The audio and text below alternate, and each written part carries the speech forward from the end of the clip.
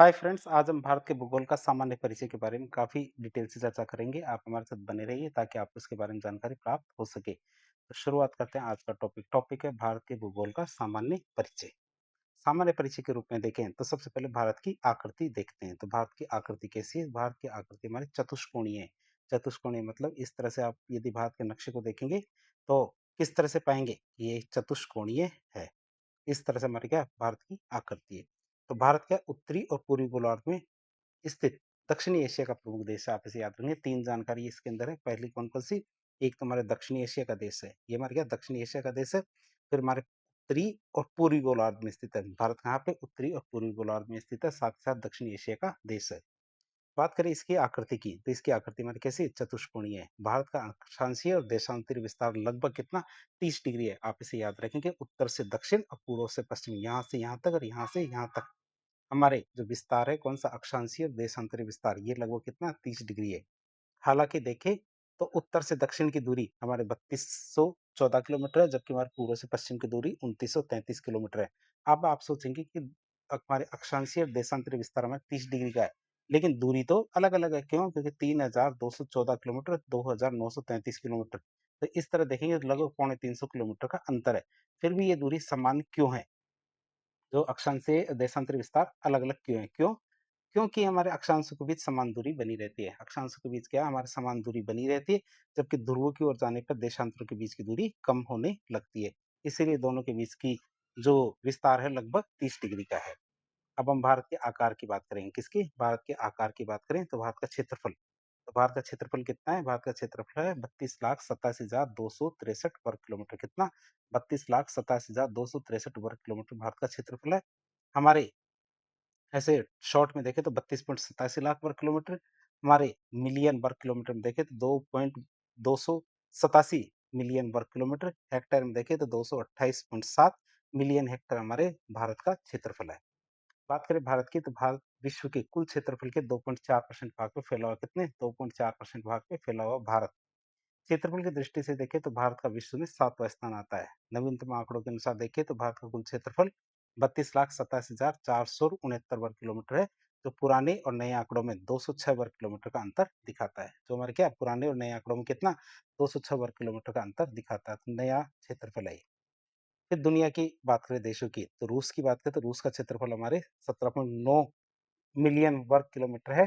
Canada की बात करें तो 9.98, अमेरिका का 9.62, चीन का हमारा 9.59, ब्राज़ील का 8.51, ऑस्ट्रेलिया का हमारा 7.69 और भारत का कितना है? 3.28 मिलियन वर्ग किलोमीटर है। तो इस तरह देखें तो दुनिया के देशों में भारत 7वें नंबर पे आता है क्षेत्रफल की दृष्टि से।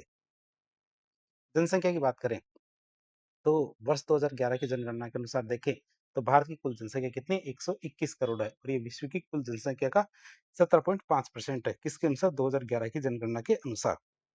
जनसंख्या की दृष्टि से देखें तो भारत का विश्व में दूसरा स्थान है। अब हम भारत का अक्षांशीय देशांतरी विस्तार की बात करेंगे। तो इनका अक्षांशीय देशांतरी मान क्या भारत का उत्तरी बिंदु या उत्तरी छोर हमारा 37 डिग्री और 6 मिनट। ये जो हमारा कॉमा लगता है ऊपर, तो कॉमा डैश जैसा निशान, इसको मिनट कहते हैं। तो भारत का उत्तरी बिंदु या उत्तरी छोर हमारे कितना? 37 डिग्री 6 मिनट उत्तरी अक्षांश है। भारत का दक्षिणी बिंदु या छोर की बात करें, जो हमारा मुख्य भूमि है, वो तो हमारा 8 डिग्री 4 मिनट उत्तरी अक्षांश है। और हमारे मुख्य भूमि से बाहर देखें तो 6 डिग्री 45 मिनट, क्या 6 डिग्री 45 मिनट उत्तरी अक्षांश है हमारे भारत के बाहर का। तो हमारे मुख्य भूमि का तो 8 डिग्री 4 मिनट और बाहर का देखें तो 6 डिग्री 45 मिनट है और ये हमारे अंडमान निकोबार का क्षेत्र है। जो हमारे क्या दक्षिणी बिंदु है कहाँ का? अंडमान निकोबार का। भारत का पूर्वी बिंदु की बात करें, पूरी छोर की, तो 97 डिग्री 25 मिनट पूरी देशांतर और हमारे पश्चिमी छोर या पश्चिमी बिंदु की बात करें, ये हमारे 68 डिग्री 7 मिनट पूर्वी देशांतर है। आप इसे याद रखेंगे। चित्र में भी हम इसको देख सकते हैं कि जो हमारा उत्तरी जो अक्षांश है, तो उत्तरी अक्षांश कौन सा? हमारे 37 डिग्री 6 मिनट, दक्षिणी कौन सा? 8 डिग्री हमारे 6 मिनट। और पश्चिमी जो बिंदु की बात करें तो 68 डिग्री 7 मिनट और पूर्वी बिंदु की बात करें तो 97 डिग्री 25 मिनट हमारे इसके विस्तार है। आप इसे याद रखेंगे। बात करें भारत का अक्षांशीय और देशांतरी विस्तार की बात करें तो अक्षांशीय विस्तार कितना? 8 डिग्री 4 मिनट उत्तरी अक्षांश से लेके 37 डिग्री 6 मिनट हमारे उत्तरी अक्षांश तक। देशांतरी विस्तार की बात करें तो 68 डिग्री 7 मिनट से लेके 7 मिनट पूर्वी देशांतर से लेके 97 डिग्री 25 मिनट पूर्वी देशांतर तक इसका देशांतरी विस्तार है। भारत के उत्तरी बिंदु 37 डिग्री 6 मिनट से लेके दक्षिणी बिंदु जो 8 डिग्री 4 मिनट के बीच में लगभग 30 डिग्री का अंतर है। उसी प्रकार भारत के पूर्वी बिंदु 97 डिग्री 25 मिनट से लेके पश्चिमी बिंदु जो 68 डिग्री 7 मिनट है, उसके बीच में हमारे लगभग 30 डिग्री का अंतर है। भारत के विस्तार की बात करें अर्थात मुख्य बिंदु की बात करें भारत के विस्तार की, तो भारत का जो उत्तरी बिंदु है, जिसे या फिर उत्तरी छोर है, उसे हम कहते हैं इंदिरा कॉल। आप इसे याद रखेंगे, भारत का उत्तरी बिंदु या उत्तरी छोर क्या है हमारे इंदिरा कॉल है। दक्षिणी बिंदु या दक्षिणी छोर की बात करें, जिसमें हमारे मुख्य भूमि का जो मेन भूमि है, जो हमारे तमिलनाडु की बात कर रहे हैं, तो उसमें हमारे तमिलनाडु में कन्याकुमारी या कोमोरिन अंतरीप, जो हमारे कन्याकुमारी या फिर कोमोरिन अंतरीप है, ये हमारे दक्षिणी बिंदु या दक्षिणी छोर है मुख्य भूमि का। दूसरा हम देखें, जो मतलब ओवरऑल देखें, तो हमारे दक्षिणी बिंदु दक्षिणी छोर पड़ता है हमारे इंदिरा पॉइंट, जो हमारे कहा निकोबार द्वीप समूह में स्थित है। आप इसे याद रखेंगे, दोनों तरफ उत्तर हो या दक्षिण, दोनों में हमारे इंदिरा है। उत्तरी छोर को तो हम इंदिरा कॉल कहते हैं, तो दक्षिणी बिंदु को हम इंदिरा पॉइंट कहते हैं। आप इसे याद रखेंगे। इंदिरा पॉइंट कहाँ पड़ता है हमारे निकोबार द्वीप समूह में। पूर्वी बिंदु या पूर्वी छोर की बात करें तो ये हमारे किबितु गांव है या फिर वोलोक गांव है, जो हमारा अजान गांव जिला अरुणाचल प्रदेश। कहाँ पूर्वी छोर या पूर्वी बिंदु की बात करें तो अरुणाचल प्रदेश के अंजाव गांव। कौन सा गांव, कौन सा जिला है, अंजाव जिले के हमारे किबितु गांव, जिसे वोलोक गांव भी कहते हैं, तो वो हमारे भारत का पूर्वी छोर या पूर्वी बिंदु है। पश्चिम बिंदु पश्चिमी छोर की बात करें तो ये हमारे गुहार मोती गांव है। कहाँ का गुहार मोती गांव है, हमारे गुजरात के कच्छ जिले में जो सर क्रीक पॉइंट है, जिसमें हमारे क्या गुहार मोती गांव है, ये हमारे पश्चिमी बिंदु या पश्चिमी छोर है। भारत की लंबाई और चौड़ाई की बात करें तो उत्तरी बिंदु हमारे पास 37 डिग्री 6 मिनट से दक्षिणी पॉइंट हमारे 8 डिग्री 4 मिनट तक। इन दोनों के बीच की कुल लंबाई हमारी 3214 किलोमीटर। और पूर्वी और पश्चिमी की बात करें तो 97 डिग्री 25 मिनट से लेके पश्चिम में हमारे 68 डिग्री 7 मिनट तक की कुल चौड़ाई हमारी कितनी 2933 किलोमीटर है। आप इसे याद रखेंगे। और दोनों की बात करें तो भारत की लंबाई और चौड़ाई में कितना अंतर है, हमारे 281 किलोमीटर का अंतर है। और यदि अक्षांशीय और देशांतरीय अंतर की बात करें तो लगभग 30 डिग्री का अंतर है। बात करें इंदिरा पॉइंट की, किसकी इंदिरा पॉइंट की बात करें तो भारत का दक्षिणतम बिंदु या भारत का दक्षिण बिंदु या छोर हमारे इंदिरा पॉइंट है, जिसका अक्षांशीय मान क्या है हमारे 6 डिग्री 45 मिनट उत्तरी अक्षांश है। और इंदिरा पॉइंट के अन्य नाम क्या है हमारे पार्सन पॉइंट, पिग्मेलियन पॉइंट और ला हिचिंग पॉइंट। आप इसे याद रखेंगे, जो हमारे इंदिरा पॉइंट है, इंदिरा पॉइंट को किन किन नामों से जाना जाता है, पार्सन पॉइंट, पिग्मेलियन पॉइंट और ला हिचिंग पॉइंट। अब देखेंगे हमारे अक्षांशीय विस्तार का प्रभाव। क्या अक्षांशीय जो विस्तार है इसका क्या प्रभाव पड़ता है भारत में, इसकी बात करें तो भारत का अक्षांशीय विस्तार 30 डिग्री है। कितना 30 डिग्री है, जिसके कारण भारत में जलवायु, मृदा, वनस्पति से संबंधित विविधता पाई जाती है। तो 30 डिग्री अक्षांशीय विस्तार होने की वजह से भारत में क्या अलग अलग तरह की जलवायु, मृदा और वनस्पति पाई जाती है। कर्क रेखा की बात करें जो 23.5 डिग्री है, मतलब 23 डिग्री 30 मिनट नॉर्थ भारत के मध्य भाग से होकर गुजरती है और भारत को 2 जलवायु क्षेत्रों में बाँटती है। क्या भारत को 2 बराबर-बराबर जलवायु क्षेत्रों में बाँटती है। कौन-कौन से भाग है? जो उत्तरी भाग है, वो हमारा क्या कहलाता है? उत्तर भारत उपोष्ण कटिबंधीय क्षेत्र या फिर उपोष्ण शीतोष्ण क्या उष्ण शीतोष्ण कटिबंधीय क्षेत्र में स्थित है। आप इसे याद रखें, कोष्ण नहीं है, उष्ण है ये।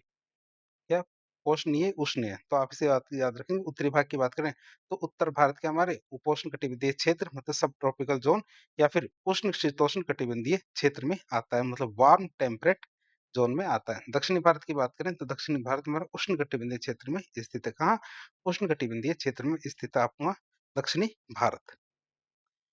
बात करें कर्क रेखा की तो हमारे भारत की कर्क रेखा भारत के 8 राज्यों में से होके गुजरती है। कितने भारत के 8 राज्यों से होकर गुजरती है कर्क रेखा। और 8 राज्य कौन कौन से, हमारे गुजरात से शुरू होता है, गुजरात, फिर उसके बाद राजस्थान, फिर मध्य प्रदेश, छत्तीसगढ़, फिर झारखंड, पश्चिम बंगाल, फिर त्रिपुरा, फिर मिजोरम। चित्र में भी आप देख सकते हो आठों के आठों राज्य।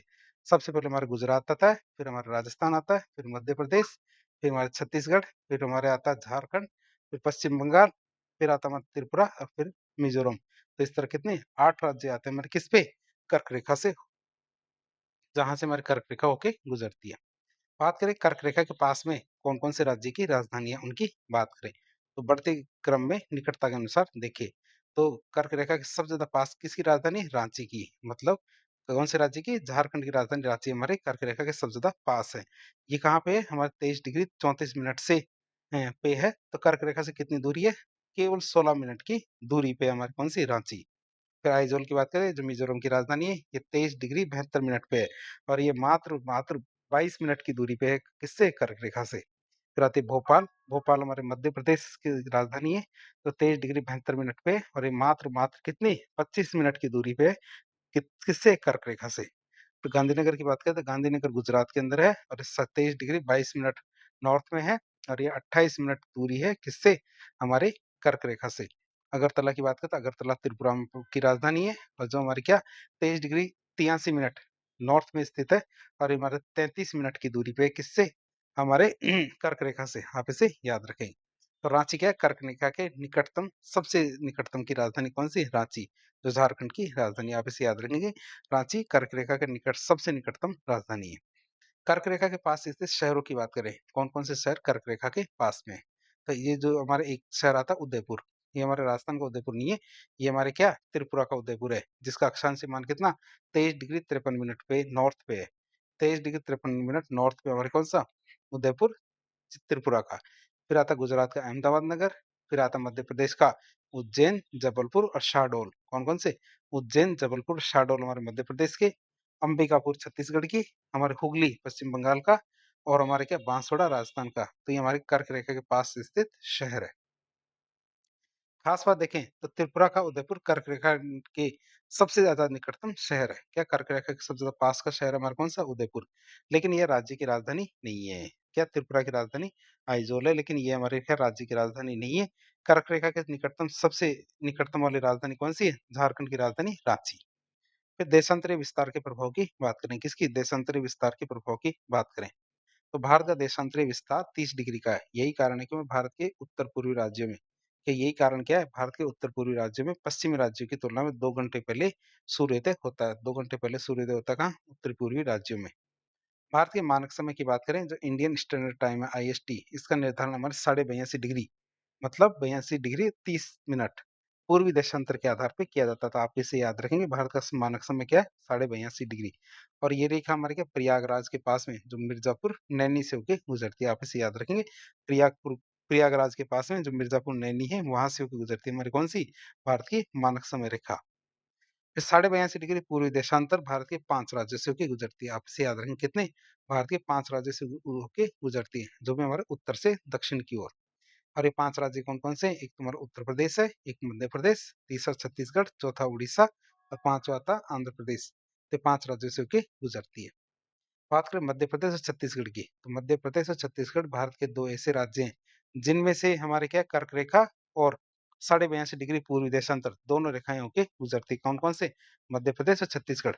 ये दोनों रेखाएँ छत्तीसगढ़ के कोरिया जिले में आपस में मिलती है और एक-दूसरे को काटती है। कहाँ? छत्तीसगढ़ के कोरिया जिले में आपस में मिलती है और एक-दूसरे को काटती है। क्या-क्या हमारे 82.5 डिग्री पूर्वी देशांतर, साथ ही साथ हमारी कर्क रेखा। भारत का मानक समय ग्रीनविच टाइम से 5.5 घंटे आगे है, मतलब 5 घंटे 30 मिनट आगे। आप इसे याद रखेंगे। अब भारत की सीमाओं की बात करेंगे, बाउंड्री की बात करें तो भारत की सीमा को 2 भागों में बाँट के पढ़ते हैं। कितनी? 2 भागों में बाँट के पढ़ते हैं। एक तो हमारी स्थलीय सीमा है और एक हमारी जलीय सीमा या तटीय सीमा आती है। सबसे पहले देखिए स्थलीय सीमा, तो इस भारत की स्थलीय सीमा 15,106 किलोमीटर है या फिर ओवरऑल देखें तो 15,200 किलोमीटर है। बात करें तटीय सीमा की तो तटीय सीमा 7,516 किलोमीटर है, जिसमें हमारा मुख्य भूभाग की तो 5,200 5,422 किलोमीटर और हमारे द्वीपों की देखें तो 2,094 किलोमीटर है। तो इस तरह हमने इसकी सीमा देखी। सबसे पहले स्थलीय सीमा देखते हैं इसकी। तो भारत की स्थलीय सीमा की कुल लंबाई, क्या भारत की स्थलीय सीमा की कुल लंबाई 15,106 किलोमीटर है। आप इसे याद रखें 15,106.7 किलोमीटर भारत की स्थलीय सीमा की कुल लंबाई। एनसीईआरटी के अनुसार देखें तो ये लंबाई लगभग कितनी है? 15,200 किलोमीटर की। भारत की स्थलीय सीमा कुल कितने देशों से लगती है? 7 देशों से लगती है। बात करें कौन-कौन से 7 देश हैं जिनसे भारत की स्थलीय सीमा लगती है। सबसे बड़ी सीमा हमारी बांग्लादेश से लगती है और वो कितनी लगती है? 4,096 किलोमीटर, मतलब 4,096.7 किलोमीटर हमारे बांग्लादेश से सीमा लगती है। और भारत के कौन-कौन से राज्य बांग्लादेश से लगते हैं? ये हमारे पश्चिम बंगाल, असम, मेघालय, त्रिपुरा, मिजोरम। फिर आता है चाइना का नंबर। चाइना से हमारी कितनी? 3,488 किलोमीटर। कितनी? 3,488 किलोमीटर की सीमा लगती है। और कौन-कौन से राज्य हमारे? बात करें लद्दाख, हिमाचल प्रदेश, उत्तराखंड, सिक्किम, अरुणाचल प्रदेश। ये राज्य और केंद्र शासित प्रदेश हमारे चीन से लगते हैं। फिर बात करें पाकिस्तान की, तो पाकिस्तान से हमारे 3,323 किलोमीटर की सीमा लगती है, जिसमें हमारे गुजरात, राजस्थान, पंजाब, जम्मू कश्मीर और लद्दाख ये राज्य या केंद्र शासित प्रदेश की सीमा हमारी किससे? पाकिस्तान से लगती है। नेपाल की बात करें तो नेपाल से हमारी 1751 किलोमीटर की सीमा लगती है। कितनी? 1751 किलोमीटर की सीमा लगती है नेपाल से। बात करें उत्तराखंड, उत्तर प्रदेश, बिहार, पश्चिम बंगाल और सिक्किम। क्या-क्या? उत्तराखंड, उत्तर प्रदेश, बिहार, पश्चिम बंगाल और सिक्किम। ये हमारे राज्य हैं जो जिनकी सीमा किससे? नेपाल से लगती है। म्यांमार की बात करें तो 1643 किलोमीटर की सीमा म्यांमार से लगती है, जिसमें हमारे देखिए अरुणाचल प्रदेश, नागालैंड, मणिपुर, मिज़ोरम। क्या-क्या? अरुणाचल प्रदेश, नागालैंड, मणिपुर, मिज़ोरम। ये राज्य हमारे क्या सीमा बनाते हैं? म्यांमार या फिर बर्मा से। भूटान की बात करें तो भूटान से हमारी 699 किलोमीटर की सीमा लगती है। तो सिक्किम, पश्चिम बंगाल, असम, अरुणाचल प्रदेश। क्या-क्या? सिक्किम, पश्चिम बंगाल, असम, अरुणाचल प्रदेश के राज्य हमारे भूटान से लगते हैं। अफ़गानिस्तान की बात करें तो अफ़गानिस्तान से हमारी कितनी 106 किलोमीटर की सीमा लगती है और हमारा किससे लगता है हमारा अफ़गानिस्तान लद्दाख से लगता है। तो इस तरह हमने देखा जो भारत की सीमा कितने 7 राज्यों से 7 देशों से लगती है जिसमें सबसे ज़्यादा तो हमारे बांग्लादेश से और सबसे कम किससे अफ़गानिस्तान से लगती है। फिर बात करें तटीय सीमा की या जलीय सीमा की बात करें, जैसे चित्र में भी इस चीज़ को देख लेते हैं। तो बांग्लादेश है, बांग्लादेश से हमारी क्या 4096 किलोमीटर की, म्यांमार से 1643 किलोमीटर की, चीन की बात करें तो 4003 3488 किलोमीटर, भूटान से 699 किलोमीटर, नेपाल से 1751 किलोमीटर, पाकिस्तान से 3323 किलोमीटर की और अफ़गानिस्तान के 106 किलोमीटर की सीमा लगती है। आप इसे याद रखेंगे। तटीय सीमा या जलीय सीमा की बात करें तो भारत की तटीय सीमा या जलीय सीमा हिंद महासागर के साथ लगती है। किससे लगती है? हिंद महासागर के साथ लगती है और इसकी कुल लंबाई कितनी है? 7516.6 किलोमीटर की। कितनी? 7516.6 किलोमीटर की इसकी कुल लंबाई है। तटीय सीमा की बात करें तो तटीय सीमा को दो भागों में बांटा गया है, एक तो हमारे मुख्य भूभाग की और एक हमारे द्वीपीय क्षेत्र की। तो भारत की तटीय सीमा में मुख्य भूभाग तो भारतीय तटीय सीमा में मुख्य भूभाग की सीमा की कुल लंबाई हमारे 5422.6 किलोमीटर है। क्या? 4000 5422.6 किलोमीटर की हमारी कुल भूभाग की सीमा है। फिर एनसीईआरटी के अनुसार देखें तो ये कुल लंबाई कितनी है? 6100 किलोमीटर। कितनी? 6100 किलोमीटर है एनसीईआरटी के अनुसार देखें तो। द्वीपों की बात करें तो भारतीय तटीय सीमा में द्वीपों की सीमा की कुल लंबाई कितनी? 2094 किलोमीटर। कितनी? द्वीपों की कुल लंबाई कितनी है? 2094 किलोमीटर। तो आप इसे देख सकते हैं। तो ये हमने देख लिया भारत की सीमाओं के बारे में। तो ओवरऑल सीमा की बात करें तो ये हमारी कितनी 15,106.7 किलोमीटर का ओवरऑल सीमा है, जिसमें हमारी जो तो स्थलीय सीमा है, बात करें तटीय सीमा की तो 7,516.6 किलोमीटर की तटीय सीमा है, जिसमें मुख्य भूभाग की 5,422.6 किलोमीटर, एनसीईआरटी के अनुसार 6100 किलोमीटर। द्वीपों की हमारी लंबाई कितनी है हमारी 2094 किलोमीटर। अब हम देखेंगे जो भारत की सीमाएँ हैं, उनको क्या-क्या नाम दिए गए हैं। भारत की सीमाओं के नाम की बात करें तो एक होती है हमारी सीमा का नाम डूरंट रेखा। तो भारत और अफ़गानिस्तान के बीच लगने वाली जो सीमा है, इसको डूरंट रेखा के नाम से जाना जाता है। अगली रेखा आती है हमारी कौन-सी? रेड क्लिफ रेखा। तो भारत और पाकिस्तान के बीच लगने वाली सीमा को रेड क्लिफ रेखा कहा जाता है। भारत और पाकिस्तान के बीच जो सीमा है, उसे क्या कहते हैं? रेड क्लिफ रेखा कहते हैं। भारत और बांग्लादेश के मध्य लगने वाली सीमा को भी रेड क्लिफ रेखा कहते हैं, जिसे ज़ीरो लाइन भी कहा जाता है। आप इसे याद रखेंगे। फिर अगली आती है हमारे कौन सी मैकमोहन रेखा। तो भारत और चीन के बीच में या भारत और चीन मतलब तिब्बत के बीच लगने वाली सीमा को मैकमोहन रेखा के नाम से जाना जाता है कि भारत चीन या भारत और तिब्बत इनके बीच की रेखा को हम क्या बोलते हैं? मैकमोहन रेखा। फिर तटीय सीमा की बात करें, तटीय सीमा से संबंधित मुख्य बिंदुओं की, तो भारत में सबसे लंबी तटरेखा अंडमान निकोबार की है। क्या भारत में सबसे लंबी तटरेखा किसकी है? अंडमान निकोबार की है। और भारत में सबसे छोटी तटरेखा किसकी है? दमन और दीव की। आप इसे याद रखेंगे, सबसे बड़ी तटरेखा तो हमारी किसकी है? अंडमान निकोबार की और सबसे छोटी तटरेखा हमारी दमन दीव की है। आप इसे याद रखेंगे। भारत में मुख्य भूभाग में सबसे लंबी तटरेखा गुजरात की है। मुख्य भूभाग की देखें तो सबसे लंबी तटरेखा हमारी गुजरात की है और राज्यों में देखें तो सबसे छोटी तटरेखा गोवा की है।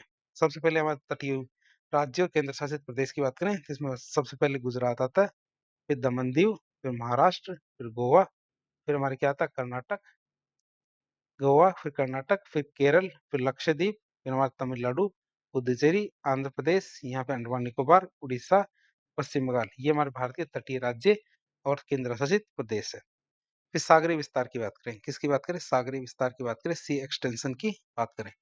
तो संयुक्त राष्ट्र का समुद्री कानूनों से संबंधित सम्मेलन 1982 का मतलब United Nation Convention on the law of the sea, जिसे अनक्लोज कहते हैं, उसके अनुसार किसी भी देश का सागरीय विस्तार निर्धारित किया जाता है।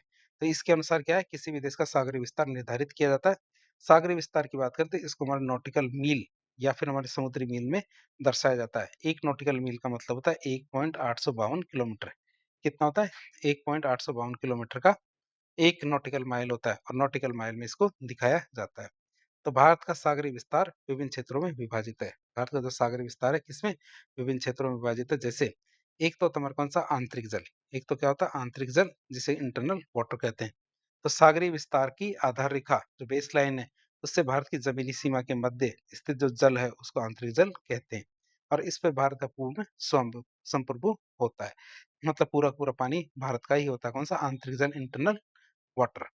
फिर बात करें सीमावर्ती सागर की। किसकी? सीमावर्ती सागर की बात करें तो समुद्र में आधार रेखा से 12 नॉटिकल मील की दूरी तक, क्या आधार रेखा से हमारे क्या 12 नॉटिकल मील दूरी को हमारे सीमावर्ती सागर कहा जाता है। क्या कहते हैं? सीमावर्ती सागर या टेरेस्ट्रियल सागर कहते हैं। चित्र में भी आप इसे देख सकते हैं।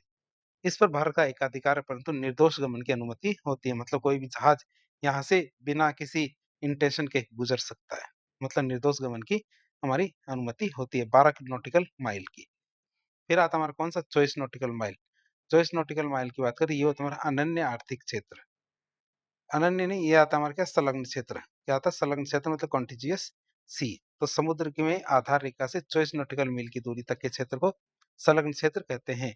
और इस क्षेत्र पर भारत का वित्तीय अधिकार होता है, जिसे हमारे यहाँ इस क्षेत्र से सीमा शुल्क की वसूली की जा सकती है। फिर बात करें अनन्य आर्थिक क्षेत्र के एक्सक्लूसिव इकोनॉमिक जोन की बात करें, ईईजेड की, तो समुद्र में आधार रेखा से 200 नॉटिकल मील की दूरी के क्षेत्र को अनन्य आर्थिक क्षेत्र कहते हैं। और इस क्षेत्र पर भारत को संसाधन की विदोहन इस क्षेत्र पर क्या भारत को संसाधनों के विदोहन, नए नए द्वीपों का निर्माण और वैज्ञानिक अनुसंधान, इन सब का अधिकार है। फिर हाई सी की बात करें, उच्च सागर की, तो समुद्र में 200 नॉटिकल मील की दूरी से आगे के क्षेत्र को हम उच्च सागर कहते हैं और ये किसी भी राष्ट्रीय अधिकार के क्षेत्र से परे होता है। मतलब इसमें किसी भी देश का कोई अधिकार नहीं होता। तो हम इसको एक बार वापस देख लेते हैं चित्र के माध्यम से।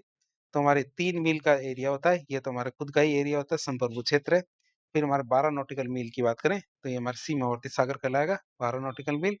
24 नॉटिकल मील की बात करते हैं संलग्न क्षेत्र कहलाएगा। क्या? 24 नॉटिकल मील संलग्न क्षेत्र। और हमारे जो 200 जो नॉटिकल मील है, तो ये हमारे क्या अनन्य आर्थिक क्षेत्र के अंदर गिना जाएगा। कितना? 200 नॉटिकल मील के क्षेत्र को अनन्य आर्थिक क्षेत्र के अंदर गिना जाएगा। थालविक सिद्धांत की बात करें, किसकी? थालविक सिद्धांत की बात करें तो थालविक सिद्धांत के अनुसार दो देशों के बीच यदि कोई जलराशि है, या दो देशों के बीच कोई जलराशि है, तो इसमें सबसे गहरे भाग वाले क्षेत्र में दोनों देशों की जलीय सीमा निर्धारित की जाती है। कि दोनों देशों के बीच में जलराशि है जिसमें सबसे गहरा भाग होगा, वहां से दोनों देशों की सीमा, जलीय सीमा निर्धारित की जाएगी। बात करें तटरेखा की, तो तटरेखा होने से क्या-क्या फायदे हैं उनकी बात करें, तो तटरेखा भारत को उपमहाद्वीप की संज्ञा दिलाती है। इसका जलवायु पर प्रभाव पड़ता है, जिससे हमें वर्षा प्राप्त होती है और दक्षिणी भारत में समकालीन जलवायु मतलब मॉडरेट क्लाइमेट पाया जाता है। तटरेखा की वजह से हमारा अंतर्राष्ट्रीय व्यापार संभव हो पाता है। तटरेखा की वजह से क्या होता है? हमारा अंतर्राष्ट्रीय व्यापार संभव हो पाता है और ये भारत को अन्य देशों के से संपर्क साधने में भी सहायता करती है। ये क्या करती है? भारत को अन्य देशों से संपर्क साधने में सहायता करती है। तट रेखा हमारे पर्यटन की दृष्टि से महत्वपूर्ण है। इसके कारण महासागरीय संसाधन प्राप्त होते हैं। तटीय रेखा की वजह से क्या महासागरीय संसाधन प्राप्त होते हैं। तट रेखा सुरक्षा और सामरिक दृष्टि से भी बहुत ज्यादा महत्वपूर्ण होती है। तो इस तरह हमने तट रेखा के फायदे देखे। अब तट रेखा के नुकसान की बात करें तो तट रेखा की वजह से हमारे सुनामी, चक्रवात, बाढ़ जैसी आपदाओं का सामना करना पड़ता है। तट रेखा की वजह से क्या हमारे भारत देश को सुनामी, चक्रवात और बाढ़ जैसी आपदाओं का सामना करना पड़ता है। तटरेखा के माध्यम से हमारे समुद्री लुटेरे भारत के अंदर आ जाएं, ऐसा डर बना रहता है। तटरेखा के रख रखाव के लिए बहुत सारा पैसा खर्च करना पड़ता है, जो अतिरिक्त व्यय होता है। और तटरेखा के निष्कर्ष के रूप में बात करें तो तटरेखा के कुछ नकारात्मक पहलुओं के बावजूद देखें तो भारत के लिए अत्यंत लाभदायक है और देश के भूगोल, अर्थव्यवस्था और सामरिक महत्व में बहुत ही महत्वपूर्ण भूमिका निभाती है। कौन सी? तटरेखा। फिर बात करें भारतीय उपमहाद्वीप की, इंडियन सब कॉन्टिनेंट की बात करें तो किसी महाद्वीप का ऐसा भाग जो भौगोलिक रूप से अपनी एक पृथक पहचान रखता है। क्या? किसी महाद्वीप का ऐसा भाग जो भौगोलिक रूप से अपनी एक पृथक पहचान रखता हो, उसे उपमहाद्वीप कहा जाता है। भारत को उपमहाद्वीप की संज्ञा दी जाती है। क्यों? क्योंकि भारत के उत्तर पश्चिमी, उत्तर तथा उत्तर पूर्वी भाग क्योंकि भारत के उत्तर पश्चिमी, उत्तरी और उत्तर पूर्वी भाग में सुलेमान, हिंदुकुश, हिमालय, पूर्वांचल, अराकोनियोमा जैसे पर्वत श्रृंखलाएं स्थित है। और ये दक्षिण में हमारे क्या हिंद महासागर में स्थित है। इस वजह से भारत के क्षेत्र को भारतीय उपमहाद्वीप की संज्ञा दी जाती है। और बात करें भारतीय उपमहाद्वीप की, तो भारतीय उपमहाद्वीप में भारत और उसके निकटतम देश शामिल होते हैं, जिसमें हमारे कितने 7 देश शामिल होते हैं इंडियन सब कॉन्टिनेंट में, जिसमें हमारे भारत, पाकिस्तान, नेपाल, भूटान, बांग्लादेश, श्रीलंका और मालदीव, ये हमारे 7 देश शामिल होते हैं हमारे इंडियन सब कॉन्टिनेंट में। हालांकि देखिए जो हमारे एनसीईआरटी, तो एनसीईआरटी के अनुसार इंडियन सब कॉन्टिनेंट में हमारे 5 ही देश शामिल है। कौन कौन से? एक तो भारत है, पाकिस्तान, नेपाल, भूटान और बांग्लादेश, ये 5 देश शामिल है किसके अनुसार? एनसीईआरटी के अनुसार। लेकिन ओवरऑल देखें तो हमारे कौन कौन से? एक तो हमारा कौन सा? श्रीलंका और मालदीव, ये 2 देश भी शामिल है। बात करें भारत का माध्य समुद्र तल, जो मीन सी लेवल की बात करें, तो भारत का माध्य समुद्र तल या फिर मीन सी लेवल क्या स्वतंत्रता से पहले कराची से लिया जाता था। कहाँ से? कराची से लिया जाता था, लेकिन आजादी के बाद ये मुंबई से लिया जाना शुरू कर दिया। परंतु अब भारत का माध्य समुद्र तल चेन्नई से लिया जाता है, मतलब मीन सी लेवल कहाँ से लिया जाता है? चेन्नई से लिया जाता है। और माध्य समुद्र तल का निर्धारण भारतीय सर्वेक्षण विभाग सर्वे ऑफ इंडिया के द्वारा किया जाता है। विभिन्न क्षेत्रों की ऊंचाई माध्य समुद्र तल से मापी जाती है। जो विभिन्न तरह के क्षेत्र है उनकी ऊंचाई क्या माध्य समुद्र तल से ली जाती है, जो कहाँ से तय होता है? चेन्नई से तय होता है। बात करें भारत के उच्चतम और निम्नतम बिंदु की, तो भारत का उच्चतम बिंदु केटू गॉडविन ऑस्टिन है, जिसकी ऊंचाई माध्य समुद्र तल से 8,611 मीटर है, और ये पाकिस्तान अधिकृत कश्मीर पीओके में स्थित हमारे कौन सा? केटू गॉडविन ऑस्टिन। भारत का निम्नतम बिंदु की बात करें, सबसे गहरा बिंदु की, तो केरल में स्थित कुटनाड, केरल में स्थित कुटनाड नामक क्षेत्र भारत का निम्नतम बिंदु है। इसकी ऊंचाई कितनी? -2 मीटर है, और यह मध्य समुद्र तल से 2 मीटर नीचे है। कुटनाड दुनिया का एकमात्र ऐसा क्षेत्र है जहाँ समुद्र तल से नीचे चावल की खेती की जाती है। कैसे? समुद्र तल से नीचे चावल की खेती की जाती है। और कुटनाड को केरल के चावल के कटोरे की संज्ञा भी दी जाती है। ये भारत के केरल राज्य के अल्पुषा, कोट्टयम और पठानमथिट्टा जिलों में स्थित है। आप इसे याद रखेंगे, जो हमारा कुटनाड है, जिसे केरल के चावल का कटोरा कहा जाता है, तो ये हमारे कहाँ? अलापुझा, हमारे कोट्टयम और पठानमथिट्टा, इन जिलों में स्थित है। तो इस तरह आज एक लेक्चर के जरिए हमने भारत के भूगोल का एक टॉपिक का नाम है भारत के भूगोल का परिचय, उसके बारे में जानने की कोशिश की। तो इस प्रकार के इन्फॉर्मेटिव वीडियो देखने के लिए हमारे चैनल से जुड़े। वीडियो यदि पसंद आता है तो वीडियो को लाइक करें, चैनल को सब्सक्राइब करें, अपने दोस्तों के साथ शेयर करें। धन्यवाद।